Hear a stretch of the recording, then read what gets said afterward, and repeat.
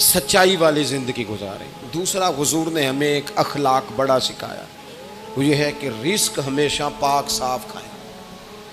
رزق ناپاک ہو نا، رزق ناپاک ہو تو وہ بیماری لائے نہ لائے بے سکونی ضرور لاتا ہے، بے قراری ضرور لاتا ہے۔ امام شافعی رحمۃ اللہ تعالی علیہ کی خدمت میں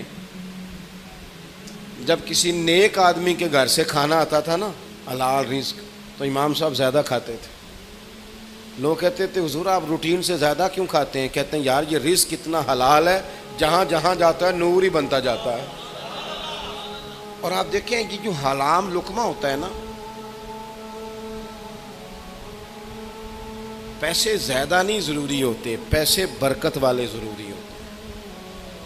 پیسے زیادہ ہوں لیکن ان میں برکت نہ ہو تو پتہ ہی نہیں چلتا، لاکھوں آئے تھے اللہ جانے کدھر گئے۔ لیکن وہ برکت والے ہوں نا، برکت والے، تو کلو کھجوریں دی تھی نبی پاک نے حضرت ابو ہریرہ، اور کہا تھا دیکھنا نہ اندر کیا ہے، بس کھولتے رہنا کھاتے رہنا۔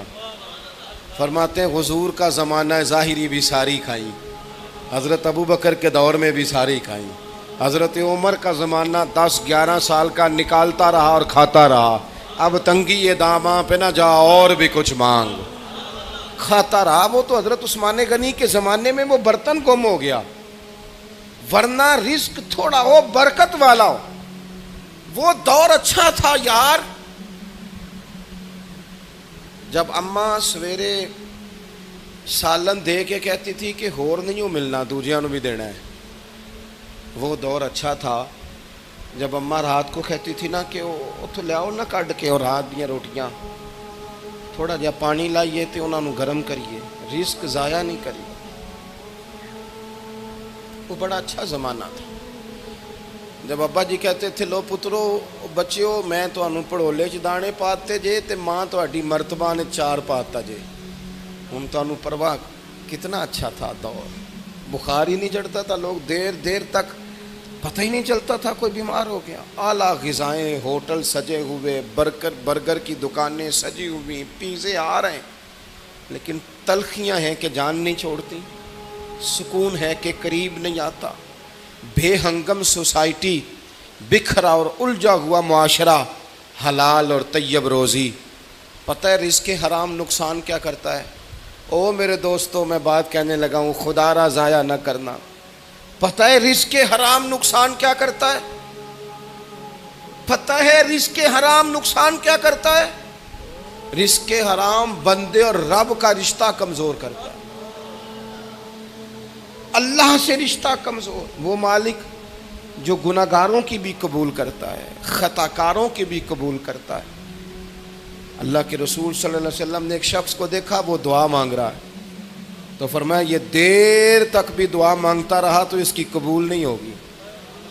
حضور رب تو کریم ہے، وہ تو کرم کرتا ہے، فرمایا نہیں قبول ہوگی۔ وجہ فرمایا جو اس نے کپڑے پہنے ہیں وہ حرام پیسوں کے ہیں، جو اس نے کھایا ہے وہ حرام پیسوں کا ہے، جو اس نے پیا ہے وہ حرام پیسوں کا ہے۔ اور جب یہ حرام پیسوں کا سارا کچھ ہو تو جتنا مرضی کشکول بڑا کر کے دعا مانگی جائے وہ قبول۔ اس سے بڑا بھی کوئی نقصان ہوگا کہ اللہ سے رشتہ کمزور ہو جائے۔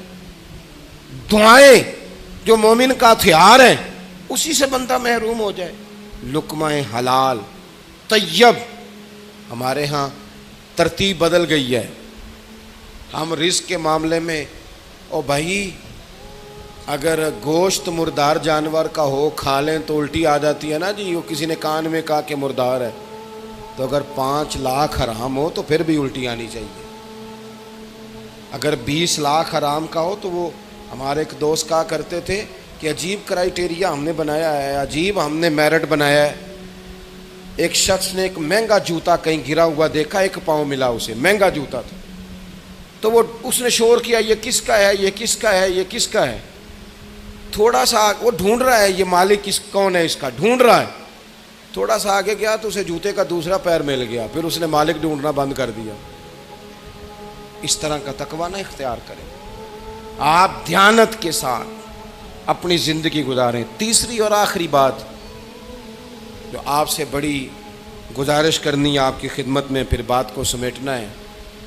एक तो सच बोलें, रिस्क हलाल खाएं, और दूसरा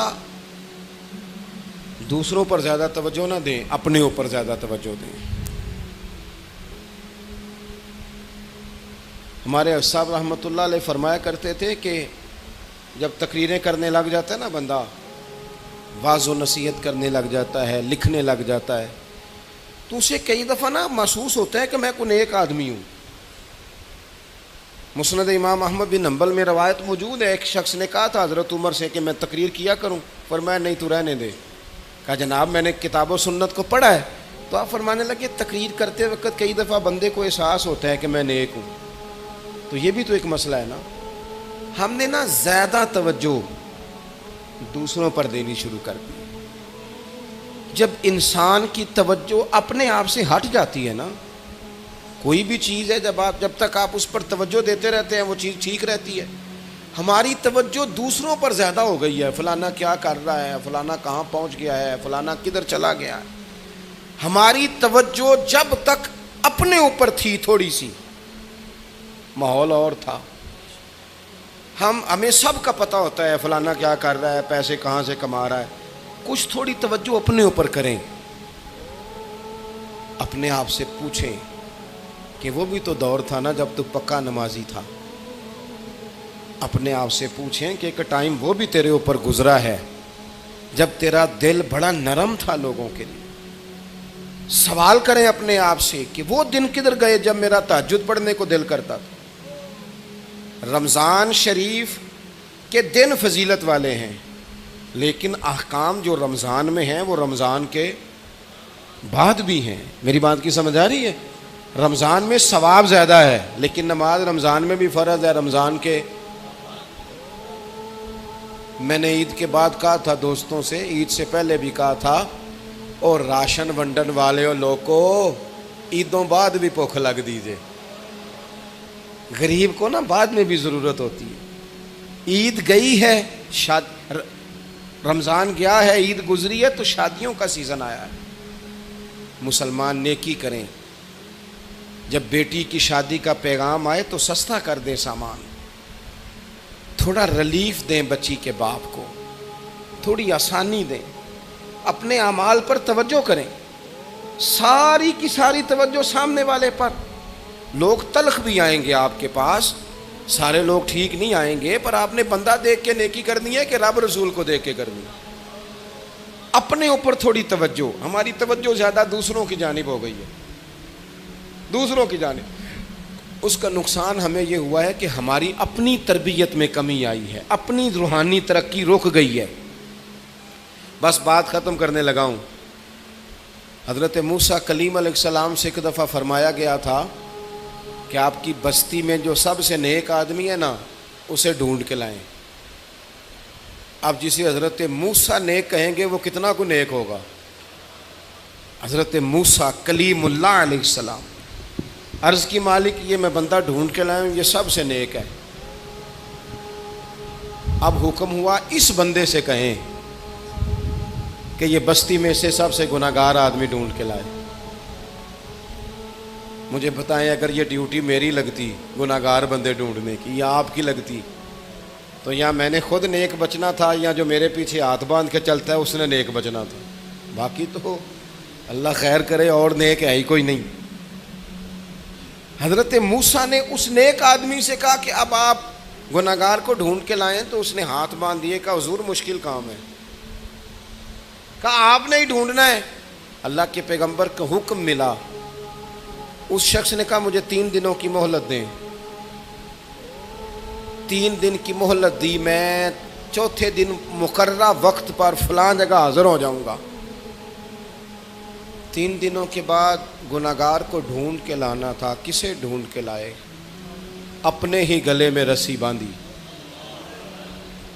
और हज़रत मूसा के हाथ में थमा के अर्ज़ की, हुजूर कुछ लोगों की गलतियां नज़र आई थीं, पर उनका मुझे सिर्फ शक था कि ये इसमें गलती है। वो शक था, लेकिन जो मेरी गलतियां हैं वो तो पक्की हैं ना, वो तो मुझे यकीन है ना ये मुझसे हुआ है। लिहाजा इस बस्ती का सबसे गुनाहगार मैं ही हूँ। رب کی طرف سے پیغام آیا، میرے کلیم اسے فرما دیں کہ تیرا جو اللہ کی بارگاہ میں مقام ہے وہ اسی عاجزی کی برکت سے ہی تو ہے، یہی تو وجہ ہے جو تجھے مقام ملا۔ کچھ توجہ نا اپنے اوپر بھی کریں۔